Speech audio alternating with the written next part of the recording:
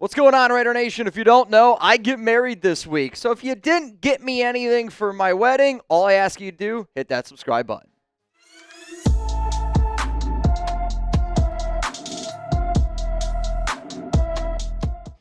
Raider Nation, what's going on? It's Mitchell Renz here, host of the Raiders Report. And coming up on today's show, I'm going to be breaking down some players that have had some trade rumors around them this offseason. I'll be honest, when I first sat down to do this video, I was going to talk about 3 players, but actually, I'm going to talk about 4 players today. OTAs, they end June 5th, and mandatory minicamp, it's going to end up starting on June 10th. So for the Las Vegas Raiders, I think for this regime, they wanted to be able to evaluate a lot of the players' skill sets overall. And then right before mandatory minicamp, if I was a regime, I would potentially entertain the idea of moving on from a player if either A, that player wanted to be moved on from, or if I got a really good offer. I do want to make this clear. I don't want the Raiders to trade any of the 4 players that I'm going to talk about. Quite frankly, I think all 4 players can help this team succeed. But the point of this video is I'm going to be out the entire week for my wedding. I wanted to give you guys some trade ideas, and I wanted to just be able to talk about, I would say,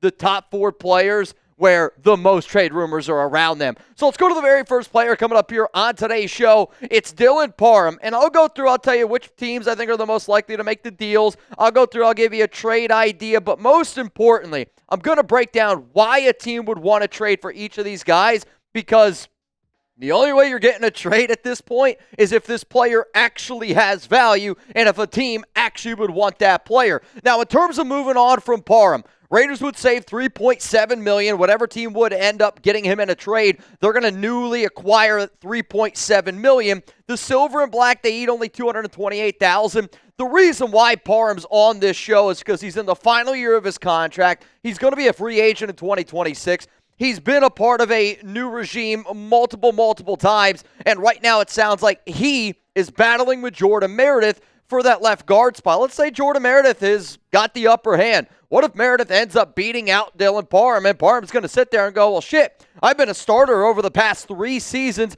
I want an opportunity to go play somewhere, and I do think other teams would be interested. For me, if Parham was on the open market, I would go out and I would try to make a move for him. No doubt about it. Even if you don't view him as a starter, he is a great backup, which is why I hope the Raiders don't move on from him. But he has started 3 years in the NFL. That's a combined 2,960 snaps. Versatile offensive lineman who's played left guard, center, right guard in the NFL. He actually also played right tackle in college.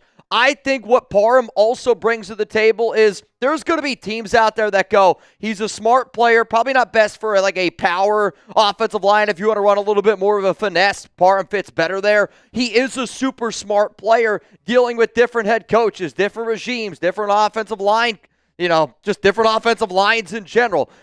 The upside to Parham, I still think hasn't been reached yet, and there will be teams out there that go, well, Parham has probably struggled just because of all the changes that he has had. So let's first look at the top 5 teams that I believe if a trade ended up going down would end up, making the deal. I'm just going to tell you ahead of time. You're going to see the Patriots. You're going to see the Titans on this show a bunch because of the regime that drafted Parham, that drafted a lot of the players that I'll talk about today. Reminder, Dave Ziegler, he's with the Tennessee organization. Josh McDaniels, he is the OC with the New England Patriots. So out of these 5 teams, what I'm always going to try to do is just give you a trade idea. You can tell me whether you like it or not. So here's the Parham trade idea. If let's just say we already know that the deal's going to end up going down, this is the asking price that I would want from the New York Giants. The Giants, they get Parham. They also get a 7th-round pick. The Las Vegas Raiders get a 5th-round pick in 2026. The reason why I did this one is because there is still some needs, I would say, on that interior offensive line for the Giants. Also on top of that, Greg Van Roten is there. Jermaine Illuminor is there. And because those 2 players were pretty freaking solid with Carmen Brasillo. Carmen Brasillo was the Raiders' old offensive line coach when the Raiders ended up getting Parham. And I think that those were the 2 best years that Parham was ever on the Raiders. Was his rookie and his sophomore year. Took a little bit of a step back last season. Maybe that's because he did end up losing Carmen Brasillo. We got some more trades coming up here in just a moment, but for those of you, this is a really big opportunity. I know I've been getting asked a bunch this year, hey, are we going to do a Raiders Report Fantasy Football League? You know what? We are, and this is how you're going to have a chance to get in. It's going to be a 12-team league, and we're going to give away 2 spots in the month of June. Whoever is the MVP, whoever bangs the most in the month of June, you in. Also, we're going to do a $5 Super Thanks or Super Chat raffle. Winner is going to be announced on June 30th. So just like we did last month for the Ashton Genty jersey raffle, we're going to do the exact same thing. Though this time, live shows, we're going to have special deals for raffle tickets, so please keep that in mind. If you don't know how to send in a super thanks, if you're on your phone, you click this button right here. It's literally right underneath. You click that bad boy. If you're on your desktop or laptop, you click those 3 buttons over there. Gives that drop-down menu. You click on super thanks. Good luck to everybody trying to get in. I've been wanting to do something like this, and I figure this is the most fair way to do a fantasy football league, and yes, I will obviously be in this league as well. Let's go to another name here that I think might be dealt. There's going to be some trade rumors around him. It's Tre Tucker, and I don't really think that there's trade rumors from like the Raiders saying that they're unhappy with them. I just think that when you talk about Tre Tucker, you have to also consider the fact that the Raiders drafted Jack Besh, Dante Thornton Jr., Tommy Mellott, and let's just be real, if anybody was a part of an old regime and 3 receivers were to be drafted, it just makes sense why there's trade rumors around him. But 3 different regimes, 3 different years, the Raiders saved $1.2 million. If a new team tries to bring on Tucker, it's only going to cost them $1.2. The silver and black eat $214,000, and a lot of these numbers are updated since now it is post June 1st. But let's be real here. Jacoby Myers has been solid. Jack Besh has really been showing out, and we're already seeing a lot of reports about Dante Thornton Jr. really being a great field stretcher. If they think that he's a great field stretcher, you could see Tucker be on the way out. Now, the reason why I think that teams would be interested in him is he does have some good playing experience. 33 games played, 15 games started. You can look at the stats, but then I would also fire back with, I don't know how Tucker has even been able to put up the stats that he has with the quarterback play that the Raiders have had over the past few seasons, with the offensive coordinators that the Raiders have had over the past few seasons. Tucker's got 4.4 speed. He's a special teams player. He's a vertical threat. And with a wrestling background, he's actually pound for pound one of the stronger players on this Raiders team. And I've talked about this before live. I had a Raiders player tell me this last season. Pound for pound, the strongest player on that team was Tre Tucker, and he's a really good blocker. So if you're somebody that's looking for a wide receiver 3, wide receiver 4 that doesn't, hasn't had maybe the fairest shake of it in the NFL, I think Tucker's an interesting player. Somebody who had 47 grabs, 539 yards, 3 touchdowns last season on a horrible Raiders offense. So in terms of which teams do I think could end up making a deal, there you go again. Patriots, Titans again, Ziegler and Josh McDaniels. The Pittsburgh Steelers traded away George Pickens. Who knows? Maybe they look for another receiver. The 49ers, I just saw Ricky Pearsall last week, ended up getting injured. Brandon Ayuk, a lot of rumors around him. And then the Browns. If for those of you that do not know, Tucker is from the Canton, Ohio. He's pretty close to the Cleveland area. Maybe that's where you'd want to go back and play with his team, which is why I'm going to throw out this trade here. And this one's insane. That's kind of the point of this video. Greg Newsome, a former first-round pick, plays nickel corner. I know he's coming off a little bit of a down year. When I say a little bit of a down year, I mean a lot of bit of a down year. But if you told me right now I get a nickel corner that I do actually believe in Greg Newsome, but Greg Newsome for Tre Tucker straight up, I actually don't think it's fair value to all the Browns laugh in your face, hang up the phone. The reason why this one could happen, though, is the contract. Newsome's much more expensive. I want to say like 11, 12, 13 mil, final year of his fifth-year option there. And then for Tre Tucker, the Browns, I think at this point, are just trying to, if the Browns trade Newsome, it's because of the contract. So I think the Raiders get a need, the Browns save money, and they also get a decent player that they can add to that roster. Let's go to another player here that this one, Tyree Wilson is always somebody that I feel like when we talk about, we kind of have to set it up just because Wilson is very split amongst the nation of he's got high upside, then there's a lot of people that want to see it, and I also really do want to see it end up going down. But for Tyree, his post-June 1st contract and how much different it looks compared to the way that it did, pre-June 1st. Like, trading Wilson pre-June doesn't make a lot of sense. Trading Wilson after June 1st does make a little bit more sense for the Las Vegas Raiders. So the silver and black save $3 million, and you're going to eat $3.8 if he's traded. Now, the new team, they would only take on $1.03 million this season, though they would have to take on $8 million in 2026, and I don't think any teams want to do that. He does have 2 years left on that rookie contract. I do think teams would be interested in the number 7 overall pick in the 2023 NFL Draft, but because the Raiders brought back Malcolm Koonce, you brought back Adam Butler, you drafted 2 tweeners in somebody along the lines of Tonka Hemingway and J.J. Pegues. But then also, even on top of that, you got John Ulalu who's been stepping up. Lecky Fotu. Yes, there are injury concerns around Christian Wilkins, but if you're just telling me why would teams be interested, third regime, number 7 overall pick in 2023. That alone is going to get people interested. He is a freak athlete. 2024, I'll also say this, I think it's basically his rookie season. He had a bad foot injury. Chandler Jones situation made him throw him out to the fire. And there are legitimate upside when you have somebody that is just 6'6", 275 pounds, can play defensive end, can play defensive tackle. And, there's a part of me where I'm sitting here going, well, this is going to be the year for Tyree Wilson. This is going to be the year for Tyree. And I'm hoping that it is. Then there's that other part of me where I'm going, I also think that we have arguably the best defensive line coach in Rob Leonard.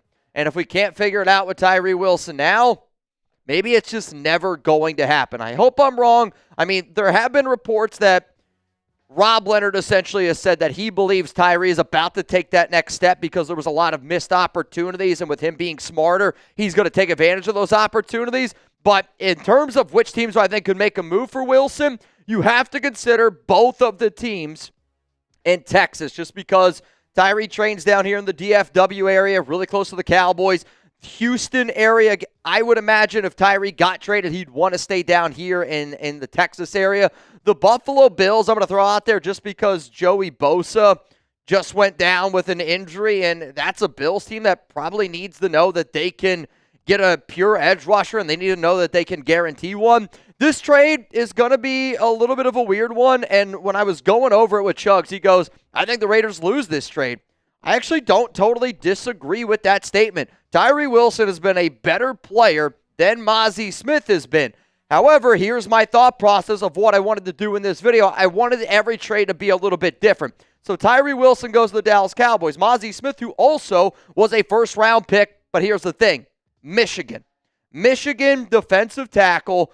So you have those ties with Brady, you have those ties with Spytek, and if the Silver and Black are legitimately concerned about Christian Wilkins and that injury, you do get a true nose tackle, somebody that's 350 is a lot, 330, 325 pounds. So you just go, you know what? Let's switch them. We get a Michigan guy, and we can get the most. But based on a lot of the reports, Mazi Smith is not somebody who loves to compete all that much. We got one more trade coming up here in just a moment, but it's wedding week for me. And Alex and I, we get married on Friday, June 6th. I will be back. What did you say? Actual photo. Yep. I don't know if I look more alike or if she looks more like that. Though the height differential is a little bit different, though she might be wearing heels. My bottom line is this. I know a lot of people respect what we do here, but I also have been able to build a lot of really cool friendships. And I'm going to share a lot of photos, share a lot of videos. Alex is probably going to share twice as many as I do. But if you just want to see some of those from the wedding, give me a follow on Instagram, at Mitchell Renz 365. And if any breaking news happens, Chugs is going to have you covered. So make sure you're subscribed. Make sure your notifications are turned on. And if you don't already follow Jeremy on Twitter, it's down there below, at Jeremy Chugs. I will be back, though, June 10th, and I will be live on the Raiders Report on that Tuesday. So before I get into the final trade, what's your best marriage advice? Anything you got for me? At this point, I'll take just about anything. I've been dating Alex for a long time. I feel like I know her very well, but I'm taking a new step into the whole marriage aspect. But I respect a lot of people that watch this show. I respect a lot what you guys have to say, and I don't want to end up on the trade market. So please, give me your best marriage advice.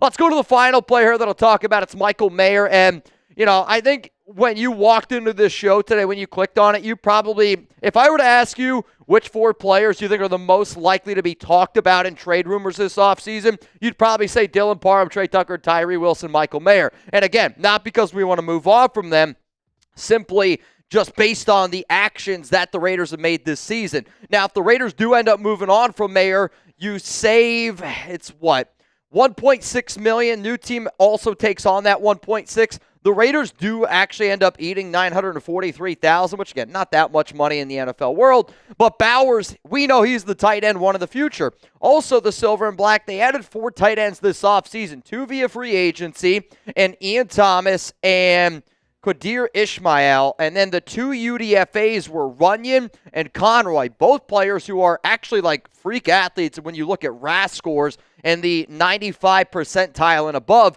Mayer is a really good player, and there will be teams interested in Mayer. Hell, there was teams interested in him during the NFL draft. The Raiders just didn't move on from him. Number 35 overall pick in 2023, who again is about to enter that third regime.